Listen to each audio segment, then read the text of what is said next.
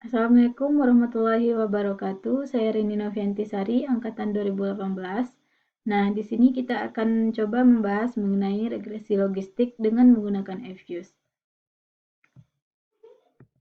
Seperti yang telah kita pelajari sebelumnya, regresi logistik itu merupakan teknik statistik yang digunakan untuk mengetahui pengaruh satu variabel independen atau lebih terhadap satu variabel dependen. Dengan syarat, yang pertama variabel dependennya harus merupakan variabel dummy yang hanya mempunyai dua alternatif. Misalnya, seperti data yang akan kita olah ini adalah migrasi atau tidak migrasi, di mana jika responden menjawab migrasi, maka kita beri skor 1, dan jika menjawab tidak migrasi, kita akan beri skor 0. Variabel dependen bisa mempunyai skala nominal atau rasio. Nah, persamaan dasar regresi logistik ini ada dalam dua bentuk. Yang pertama bentuk implisit, yang kedua bentuk eksplisit, di mana persamaannya dapat kita lihat pada PowerPoint ini. Untuk menghemat waktu, kita langsung aja untuk mengolah datanya. Nah, di sini kita telah memiliki dua data independennya dan dependennya, yaitu migrasi dan tidak migrasi. Sedangkan variabel X1-nya adalah upah dan X2-nya adalah umur. Di sini kita mempunyai 50 responden. Nah, selanjutnya kita akan mengolahnya ke dalam FUSE. Kita buka FUSE.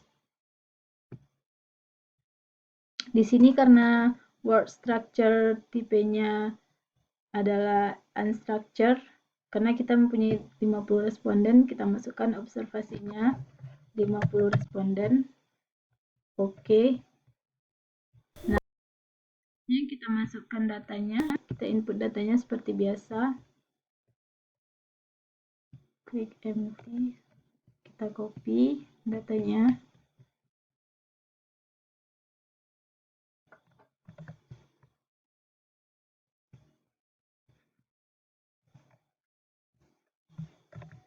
Nah, setelah kita input datanya, kita akan mengolah datanya seperti biasa, di mana yang menjadi variabel dependennya adalah migrasi atau tidak migrasi, Y, X1 dan X2 sebagai variabel independennya.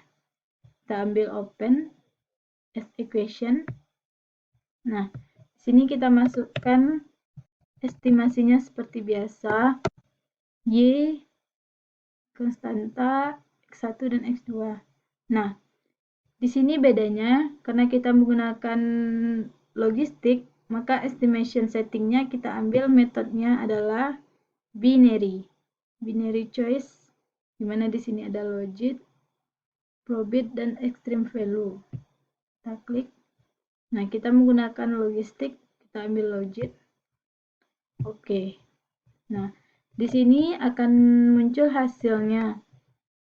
Inilah hasil dari bersama estimasi logistik kita. Nah, di sini terdapat probabilitasnya. Kita lihat bahwasanya variabel X tidak berpengaruh terhadap Y, di mana probabilitasnya besar dari 0,05, sedangkan X2 signifikan terhadap Y, di mana probabilitasnya kecil dari 0,05, yaitu 0,0178. Nah, untuk melihat apakah variabel yang kita gunakan ini bisa digunakan untuk logistik, maka kita akan menceknya dengan menggunakan view. Kita ambil view, kita gunakan Hausmer-Lemeshow, kita ambil goodness of fit test. Oke.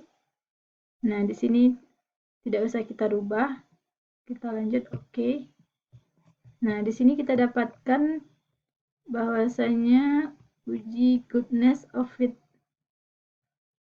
evaluation for binary specification-nya. Di sini kita lihat Hausmer-Lemeshow testnya. Nah, HL statistik. Nah, HL statistiknya kita lihat probabilitasnya, di mana probabilitasnya besar dari 0,05 yaitu 0,6957. Maka di sini dapat kita simpulkan bahwasanya variabel yang kita gunakan ini dapat atau layak untuk digunakan untuk uji logistik. Nah, sebelumnya kita akan copy dulu datanya ke Word atau Excel. Kita ambil persamaan yang tadi terlebih dahulu, kita copy. Oke.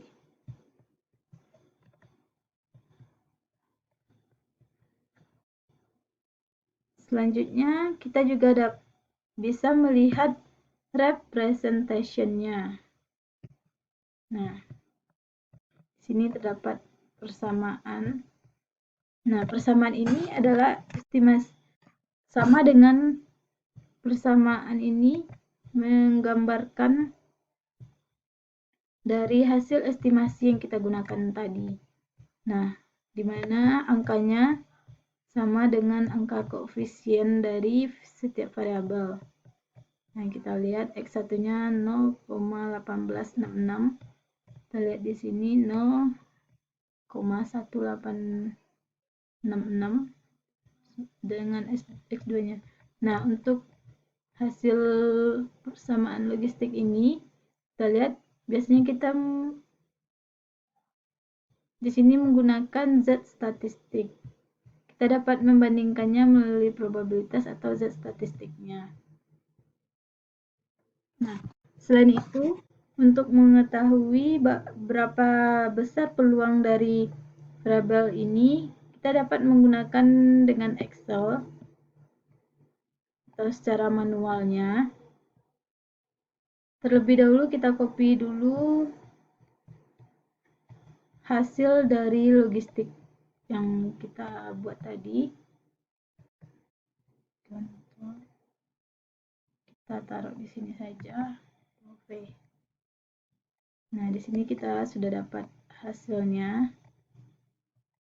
Nah, kita lihat lagi tadi di sini persamaan dasarnya kita ambil bentuk eksplisitnya seperti biasa, tapi Y per Y1 ditambah 1. Yaitu bedanya dibandingkan dengan persamaan linear biasa. Sedangkan bentuk eksplisitnya seperti ini. Nah, kita coba masukkan ke dalam Excel karena kita untuk melihat peluangnya seberapa besar X1 dan X2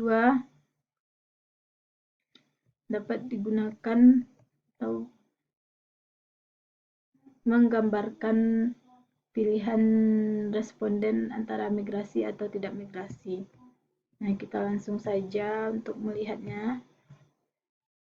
Kita buat di sini saja sama dengan expected. Nah, kita ambil di sini. Sebelumnya mungkin ini karena kita copy aja tadi jadi tidak terbaca komanya. Sini juga kita ganti dengan koma karena itu akan mempengaruhi hasil.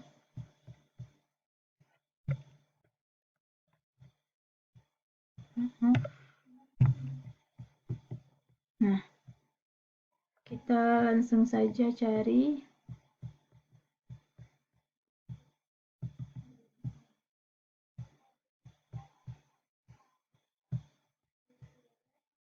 Kita langsung saja masukkan angkanya, expected, koma, buka kurung. Nah, kita masukkan konstantanya terlebih dahulu. C, F4 supaya angkanya tidak hilang atau tidak lari. Ditambah X1, F4 dikali dengan, kita ambil responden pertama dulu, di mana X1-nya adalah 36, kita klik 36, ditambah dengan X2, F4 dikali pengaruh X2. Tutup kurung. Nah, seperti pada rumus tadi, per buka kurung 1 ditambah, kita bisa mengopinya atau kita ambil bersama cara seperti tadi. Kostatanya F4 ditambah X1 F4 dikali dengan X1 nya ditambah X2 F4 dikali X2. Maka kita tutup kurung. Nah, kita lihat lagi di sini kurangnya XP.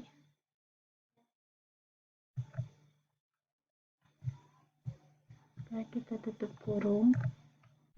Oke, nah di sini dapat kita lihat hasilnya. Di sini terdapat hasil dari peluangnya, di mana peluang X1 dan X2 menjelaskan atau memberikan kontribusi terhadap Y berpengaruhnya sebesar 94%, sehingga responden memilih migrasi atau hasilnya 1. Nah, di sini dapat peluangnya bahwasanya responden 1 memilih migrasi atau hasilnya 1 karena X1 upah dan X2 umur memberikan pengaruh atau memberikan kontribusi untuk pemilihan migrasi atau tidak migrasinya sebesar 94%. Nah, hal ini juga berfungsi atau berlaku terhadap responden lain. Nah, jika kita tarik ke bawah, nah di sini kita lihat pada responden yang kedua bahwasanya responden yang kedua memiliki atau memberikan pengaruh X1 X2-nya hanya sebesar 22%. Maka responden 2 lebih memilih tidak migrasi. Nah, hal ini juga berlaku seterusnya untuk responden sampai ke responden 50. Nah, tadi kita telah dapatkan hasil logistiknya, maka dari hasil logistik ini kita lihat bahwasanya hanya S2 saja yang memiliki pengaruh signifikan terhadap Y sebesar 0,01 karena dia lebih kecil dari 0,05. Nah, mungkin sekian dulu video tutorial data regresi logistik dari saya. Salah dan janggalnya saya mohon maaf. Terima kasih atas perhatiannya. Wabillahi taufiq hidayah. Assalamualaikum warahmatullahi wabarakatuh.